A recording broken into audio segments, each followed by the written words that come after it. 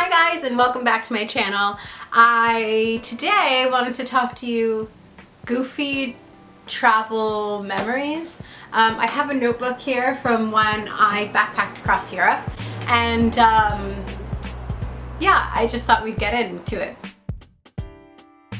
Kind of more of a language barrier thing than something embarrassing, but I was in Amsterdam and I was dating someone else at the time than the person I'm currently married to, and I didn't speak any Dutch at the time. I actually have been learning now because I love Holland just so much, and I kept saying, my boyfriend at the time was named Robert, but we all called him Bob or Bobby, and so I kept going. He had somehow gotten lost in this nightclub that we were in, and I kept going to these guys that who were talking to me and saying, I need Bob, I have to go and find Bob. And the guy was like, I'm Bob, I'm the Bob. And I go, no, you're not the Bob. Like, I need Bob. And he was like, don't worry, just relax, I'm the Bob. And I was like, okay, great. And he's like, I'm the Bob, right? To like all of his friends, and his friends were like, yeah, he's the Bob, he's the Bob. And I was like, yeah, you're not the guy I'm looking for tonight, sir. Like, no thank you. And so then, like, anyway, this whole thing goes on, and we keep doing this, and so I'm like, I'm gonna walk around, and they're like worried about my safety because I'm a little bit intoxicated, but not like crazy or out of control or anything like that. Just like, you know, a little intoxicated. I'm in a foreign city. Totally understandable that these like grown men would be, now it sounds creepy, but it wasn't. It was actually very innocent. These grown men would be concerned about me. I was only 20, and they were all, I think, in their mid-30s, and they just kept saying, you need to relax. I'm the Bob. I'll get you home. And I kept taking that as like an invite, and I was like, no. So anyway, it turns out, so I find my boyfriend at the time and his sister and our group of friends, and it turns out that they're a bachelor party, and that when the groom comes over and he speaks better English, and they're not from Amsterdam, they're from outside of Holland, which I guess they're not as fluent in English, but the guy was from, the groom lived in Amsterdam, so he spoke a lot of English on a regular basis. And so he goes to me, I found Bob, and the guy goes, no, I told you, I'm Bob the entire time, I'm the Bob.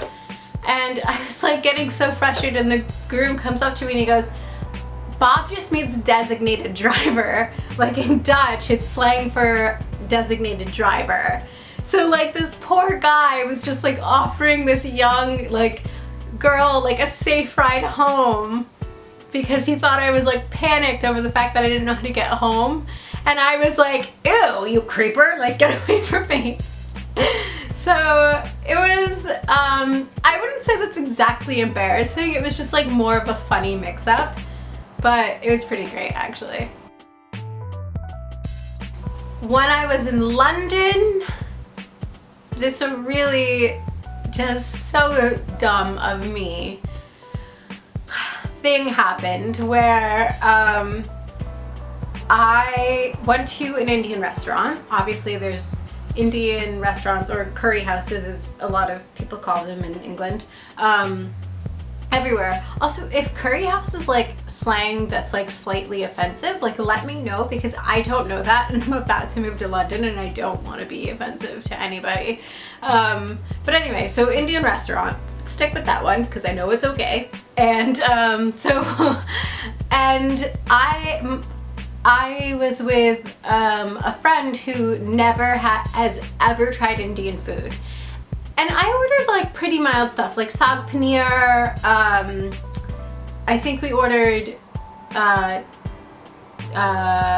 masala, or like tikka paneer, because I don't eat meat. And so it was like all like things that had like cheese and cream base, but like he just couldn't stand the heat. And so I started to feel really guilty and freak out, and I like grabbed the waiter and I was like, can we please have a mango lassi, please? And so the guy like comes over and brings us like this like cup of tea with like milk in it, and it's a chai. And I was like, oh, okay, this is so weird. And this was before like chai was really like a big thing in America.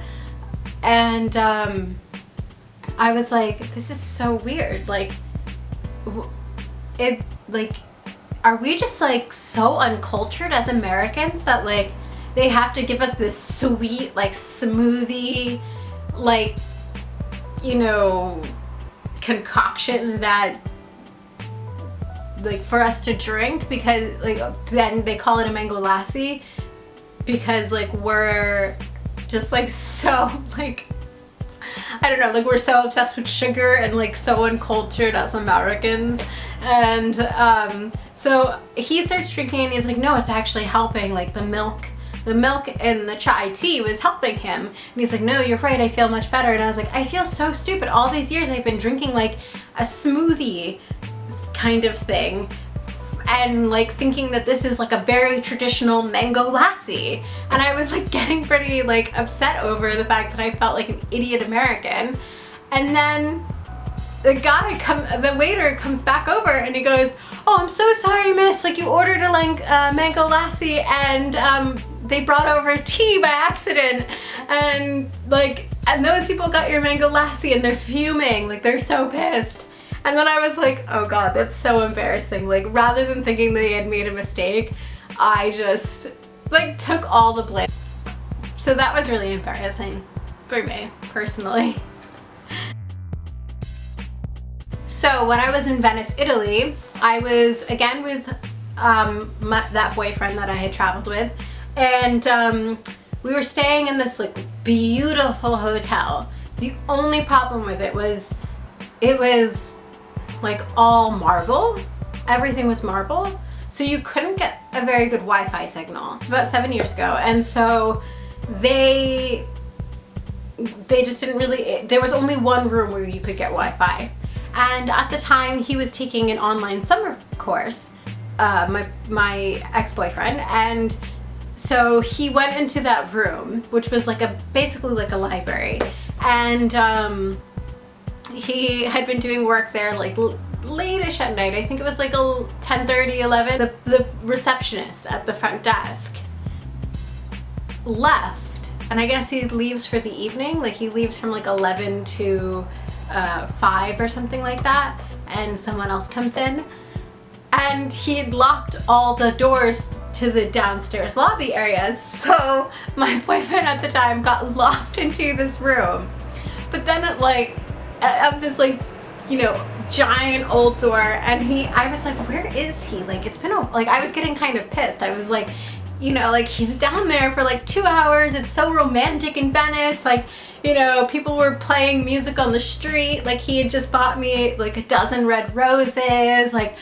you know, I was like all in my skimpy little lingerie. So I was like, okay, I'm just gonna go down there and be like, what's up? Why aren't you like, you know, what happened that it's taking so long? Because it was supposed to just be like one email that he was sending off, and it took way longer. And so, but even like his cell reception wasn't working, so he couldn't even like text me or anything to tell me that he was stuck in there. So I go down there and I realize that the door is completely stuck. And at this point, an English couple, very rowdy, very drunk, come in, and they're like, and the guy's like, are you all right, mate? And I was like, no, my boyfriend's stuck on the other side of this door. So the guy's like, we'll just kick it in, all right? Like, this sounds way more Australian than it does English. This is like a terrible accent. So I was like, no, like, I don't think we should do that. So we're like using the front desk landline to call like the hotel manager, everybody. And the girl and I are like, it'll be fine. I was like, worst case scenario, you'll sleep in there, like shouting through the door. Like, which makes me sound like I have no sympathy, but I did, I really did. And because he was trapped there already for like 2 hours, the manager shows up as the guy's like barreling through the door trying to break it, and the guy like comes in, he's like, no, that door is from the 13th century! And we're like, oh shit, like we almost broke a door that was like so old and literally priceless. And thank God we didn't. This guy was really insistent that he was going to break my boyfriend out of this room. This is another language barrier slash just overall confusion. So I was in Paris and I went to go get a 5-course meal, and I was with a group of friends, and all of us decided to go with fish soup, and we're waiting. You know, it's in America we eat like so differently as far as like everything just like comes, you know, really fast. And so, you know, we're like waiting like 20 minutes for our first course, totally fine. And the guy comes over with like a big bowl and just one piece of fish. No soup, just a fish. And we're all like sitting there. And we're like, okay, so like what do we do? Like this is, and so we asked the guy, we're like, we ordered fish soup, and he goes, yes, this is the fish soup. And we're kind of like confused as to what to do, because like we don't want to be like, well, there's no soup, like it's just fish. And like we don't want to be rude. So, and then again, like I said, it's like European serving. So we're like sitting there with our fish, and like people are starting to sort of pick at it and whatever, and it's like a very tiny, like this big of a fish, you know? And so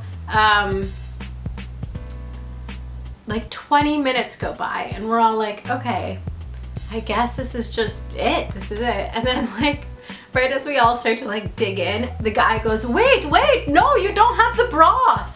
And he like comes over and gives us the broth, and he was like, it's fish soup, you need the broth, and like gets really upset with us.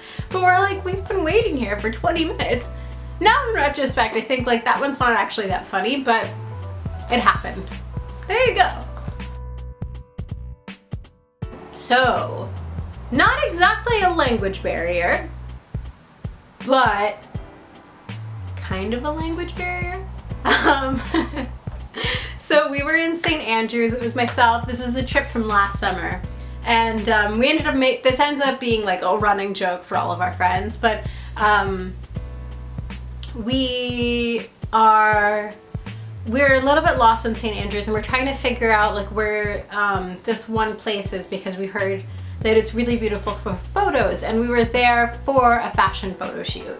And so we like go up to this man and we're like, oh, do you know where the, it wasn't the St. Andrews ruins, because those are very easy to find. If you don't stumble upon those when you're in St. Andrews, I don't really know what you're doing. But so we were like asking about like a particular ruins, and he was like, I don't know where it is, sorry, I can't do an Irish accent. And he's like, just give it a giggle.